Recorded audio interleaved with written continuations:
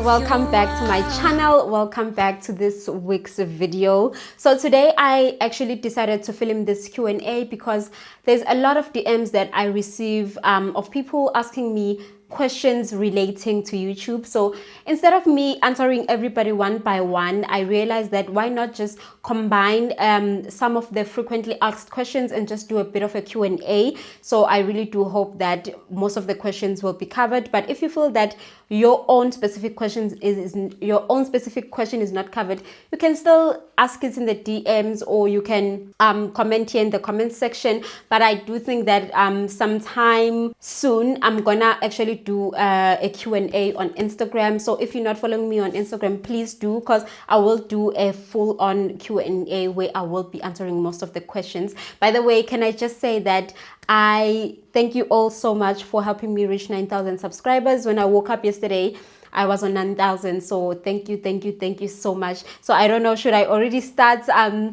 coming up with ideas of the 10K giveaway, or should I wait a bit? What should I do? Okay, so let us get right into this video. So the first question says, how did you make your YouTube channel successful? So I'm thinking that this person was asking based on the fact that I am now monetizing, because most of the time we associate success with gaining money from whatever it is that you're doing. So with that, I think I'm just gonna say, I don't think that my YouTube channel is where it's supposed to be at yet. If there are people with 20,000 subscribers, 50, 100,000 subscribers, 1 million, I still have a lot of work to do, but I'm honestly grateful for where I am right now. And I'm so thankful that another person sees me at 9,000 subscribers and they feel that that is success, because that means I am inspiring someone. So thank you so much for that. So, but I would say that for me to get to the point where my channel started monetizing, it's honestly just about how I started sharing my content and basing my content not on popular culture. I think that's one thing that most YouTubers who are starting to get into this platform fall onto, that trap where they start producing content based on popular culture. You know, when makeup was very big, everybody was sharing, starting a makeup channel. And then now it's vlogging, and now everybody's a vlogger. So sometimes you just do need to have that one thing that will separate you from the rest. Even if you are doing makeup, but investigate, research, and find out new ways as to how you can make your own makeup channel stand out from the crowd. So find your own unique value proposition for your own channel so that you attract another audience that will see something different from you compared to everybody else. So I think honestly that is just what I did. I found something that nobody else was really doing in, like, especially in the African continent, if I can put it that way, and I decided I would like to share this type of content because that's the type of content I enjoyed watching. So I started sharing it, and that's how I think I ended up growing my channel. The second question says, how did you get so many subscribers? 9,000 subscribers, yay! With that, I think it's the same answer. I ensure that whatever I share, whenever I share any type of content, it is well researched. I know that I'm sharing information that is backed up with facts. I did not just sleep, wake up, and then I said, oh, let me film. You know, I actually did the background work. And I think that's one of the most critical things that you can do for yourself as a small YouTuber. Make sure that whatever you're gonna be talking about, if you're gonna be talking, or if you're gonna be doing makeup, make sure that you do the research that you need to do about that product. Make sure that you actually investigate, you research, so that when you come and you talk about it, you actually talk about it with confidence because you know what you are talking about. That is one of the most critical things, because for people to really gain confidence on camera, like I know there are people who say, oh my gosh, Gugu, you have so much confidence on camera. What gives me the confidence is the fact that I know what I'm talking about because I have done the background work for all of it. The next question that I'm gonna answer is based on the equipment. So there are still people who are asking me what camera do I use and how do I edit. I have mentioned this a lot on my videos. I have answered this so many times. There's videos about it. I have a video dedicated just on editing. I'm gonna leave a card here. So the camera that I use is a Canon EOS M50. It's literally the camera I started with when I posted my first video. I posted it from that camera. I've been also using Filmora as my editing software from the get-go. So those are the things I use to create my videos. But if you want to see the whole shebang of how my YouTube setup looks like as I'm sitting here right now, if you want to know what's going on right now within my YouTube setup, I also have a video dedicated to how I film all of my videos, including lighting, mics, all the shebang. I'm gonna leave a card. You can go watch that video. The next question says, should I buy an iPhone or should I buy a camera if I'm starting out? So with this one, I don't think it's really a one glove fits all, or is that what it's called? Is it a one head fits all? I don't think it's a one head fits all, because each and every creator has their own, we all have our own objectives. We'll all have different ideas as to how far we want to take our channels. We all have different, we want different things with our channels. So it is all dependent on you as to what you want to do. So for me, I knew from the onset that I wanted to invest in a camera. So that is what happened. I got a camera from the get-go instead of a phone. That's just me. But for you, you can honestly, you can decide either or. If you feel that you're gonna get a very high quality iPhone that will give you the same type of quality you would get on a camera, then why not? But if you feel that a phone will compromise your quality, then go for a good starter camera. So you can choose either or, but do your investigation as to what will work best for you so that you do not end up regretting your decision. So research, research, research. And then this one says, how can I make sure people subscribe to my channel? So I know that as YouTubers, we love at the end of our videos, we say, please don't forget to like, comment, share, and subscribe. You know, it's good to do that because maybe somebody, you actually have a very new audience that does not even know that they need to click the subscribe button. So it's good to say it, have that call of action. But honestly, saying it is not what will make a person subscribe to your channel. I don't, if honestly, if just saying it made people subscribe, then everybody would have thousands and thousands of subscribers or millions. But what makes a person want to stick with you is the value that they got when you were sharing your content, when they were watching your content and they were like, oh wow, I think I want to stay with this person. And honestly, that could be a variety of things. It could either be your content, whatever you're sharing, the topic of that video. It could be the quality of the video. It could be the quality of your audio. So it depends on different people. But so what I can say on that is make sure that you have all of your ducks in a row in terms of you offering good content, you're offering good quality video, and you are offering good quality sound. Because if you have all three of those things on lockdown, then you have a better chance of a person clicking on you than a person who's sharing really good quality content, but their video is just very hard to watch and you're not enjoying it, or that person's sound is very horrible. So that people will most likely not click on subscribe on that other person, but they'll click on you because your sound is good, your video is good, and your content is also good. So make sure that 3 is on lockdown. And this one says, should I have my channel on private so people don't see my subscriber count?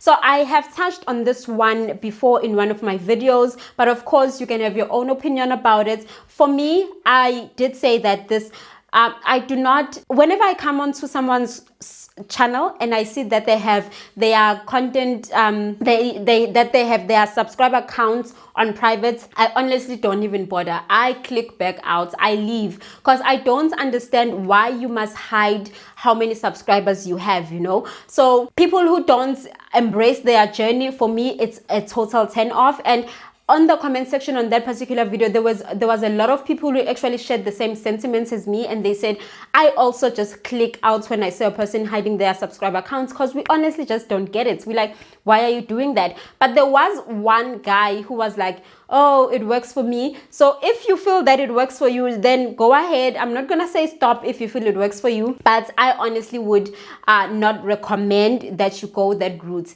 embrace your journey, love your journey, because that is what your whole experience suits. I remember when there was a video that I actually filmed, a short video where I was celebrating 100 subscribers, you guys, last year, and I was just so happy that I reached 100 people because I couldn't believe it. And when I look back at those moments, those are the moments that make me so proud as to how far I've come with my channel. So do not be ashamed of your journey. Don't if you have 10 subscribers, embrace your 10 subscribers, give them the best that you can, and keep on working until you get more people. But don't be ashamed of your current state right now, because your journey will be sweeter because you embraced where you are right now. And then there's this question, you know, for the amount of people that asked me this question, I'm still shook. I am shook. So this question says, is it okay for me to buy subscribers and views? So let me just first say this. I am not sure where you're coming from for you to even think of that, of taking that route, or for you to think that that's now your last resort. Even if you thought that was your last resort, in the long run, it will not do you any good. Just to be frank with you, in the long run, it will not do you any good. This is why I say that. So this is how YouTube, because I'm sure people want to buy subscribers and views because they want to reach the monetization threshold very quickly. So let me tell you how monetization works. Just for YouTube to say, welcome to the YouTube Partner Program, that's only the beginning. For you to now actually have people who will watch those ads, now that's a whole new different ball game. So now, if you have people that you bought so that you reach 1,000 subscribers, and you have bought views that, let's just say you have bought views that will give you their 4,000 watch hours, are you still gonna be buying your own views so that you have views on the videos you post that have ads so that you get money back from YouTube? Like, the whole thing honestly does not make any sense in the long run, because for you to produce an 18-minute video, you need people to be watching those ads that are in the middle. So if you're buying views, are you gonna buy views that from people that will ensure that they watch that 18-minute video and they watch all of those ads? So that it makes no sense. So I would say, please don't do it. And as I said before, embrace your journey. If you are still stuck on 100, be stuck on 100, work on it, make sure that you do your proper fault finding and then improve from there. But because having these quick schemes of getting to monetization, they will not work for you. You will not make any money from it, because having 1,000 subscribers and 4,000 watch hours will not help you in getting people to actually watch the videos so that they actually watch the ads so that you actually get the money. So be an original content creator who will work for their money and who will also work for their audience. Don't take shortcuts. And then this one says, when should I set up my Adsense account?